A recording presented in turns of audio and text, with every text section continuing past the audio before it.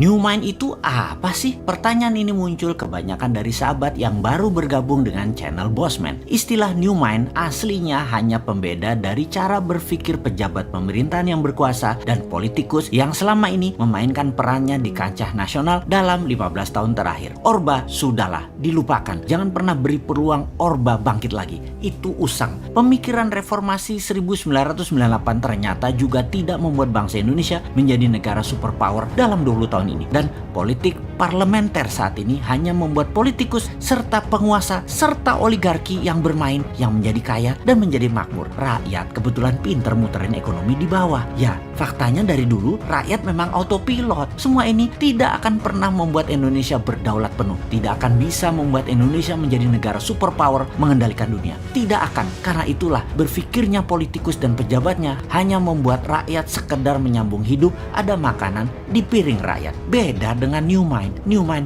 punya rencana besar, membuat Indonesia menjadi negara pemenang, bangsa yang disegani dan menjadi negara superpower. Menjadi negara superpower itu harus dilepas dari pemikiran pertama adalah hutang dari negara lain untuk kebutuhan rutin pemerintahan yang tidak produktif serta bergantung pada mata uang asing. Ini harus hilang. Jadi untuk sekian kalinya kita uraikan apa itu New Mind dalam Mardigu Nation. Mardigu Nation adalah cara bernegara New Mind. Kita jelaskan ada 3 wilayah cara ekonomi bernegara. Kita belah 4 cara melihatnya. Kiri adalah sosialis, kanan adalah kapitalis, atas dan bawah sekarang. Atas ada elitis, bawah akar rumput. Dibagi 4 ya. Dan dalam 3 wilayah ekonomi, kiri atas adalah sosialis elitis, kanan atas adalah kapitalis elitis. Lalu yang di bawah atau bottom of pyramid disebut akar rumput. Kaum New Mind menomorsatukan akar rumput, menomorsatukan bottom of pyramid, menomorsatukan buruh, menomorsatukan pebisnis UKM, menomorsatukan petani dan nelayan. Problem akar rumput yang paling mendasar adalah tidak melek keuangan dari accounting system, finance hingga payment system, pembiayaan dan peminjaman. Financial literacy-nya harus ditingkatkan, kesadaran kemakmurannya harus di-upgrade. New Mind itu melihat BUMN itu sebagai threat atau ancaman. Karena itulah BUMN kaum sosialis elitis. Karena kebijakan BUMN sering menekan UKM dan malah berkompetisi dengan UKM. Harusnya BUMN itu berkompetisi dengan korporasi besar asing dan pendapatnya harusnya terbanyak dalam mata uang asing terutama dolar. Itu harusnya BUMN banyak dapat dolar. Namun faktanya BUMN malah jago impor alias bukan pahlawan devisa. Penghasilannya rupiah dan memakan pasar UKM. Namun secara politik BUMN bisa dijadikan para penguasa sebagai cash mesin dalam tanda petik oleh penguasa dan alat tekan oposisi. Pemiskinan orang atau pengayaan kelompok tertentu bisa diatur demikian. Jadi ketika New Mind mendapatkan kepercayaan rakyat, BUMN dari 800 tinggal 20 kali. Yang kedua, terlihat New Mind itu anti oligarki atau kapitalis elitis kanan atas. Benar, saat ini sejak Orde Baru hingga sekarang oligarki berkuasa penuh. Bahkan pembiayaan seperti bank, uangnya terbanyak ke mereka. Untuk kaum kapitalis elitis, untuk para oligarki, dananya diambil dari akar rumput. Uangnya buat elitis, buat kanan atas, juga buat kiri atas. Sementara akar rumput kalau meminjam bunganya besar, harus ada jaminan. Jaminannya bisa 2 kali lipat dari nilai pinjaman.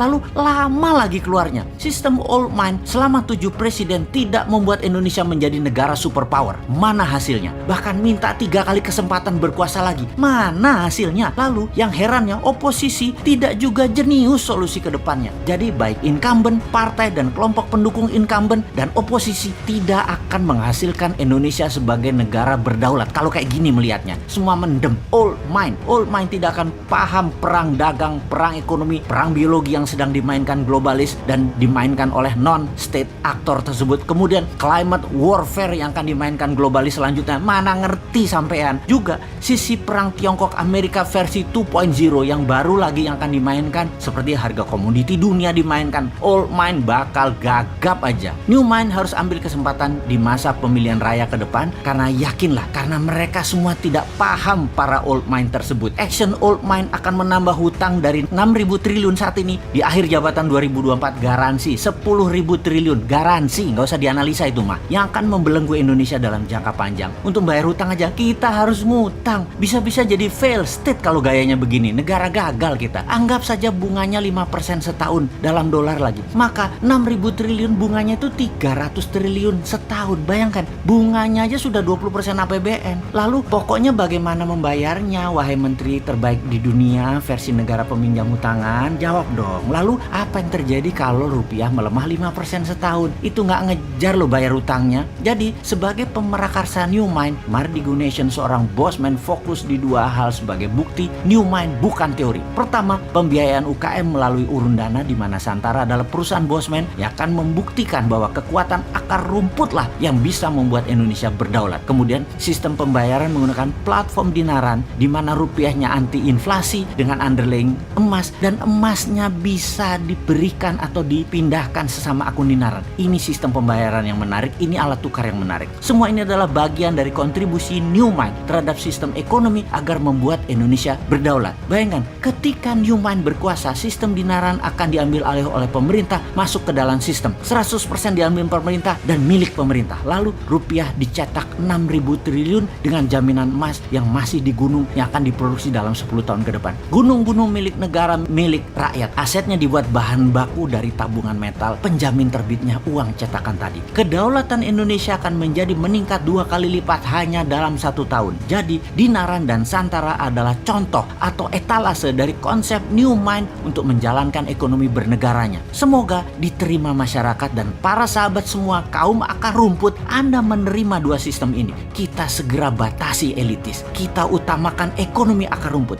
Jangan dibalik, akar rumput dibatasi, elitis dibebaskan. Gimana sih kalian ini bernegaranya? Tempe bener sih.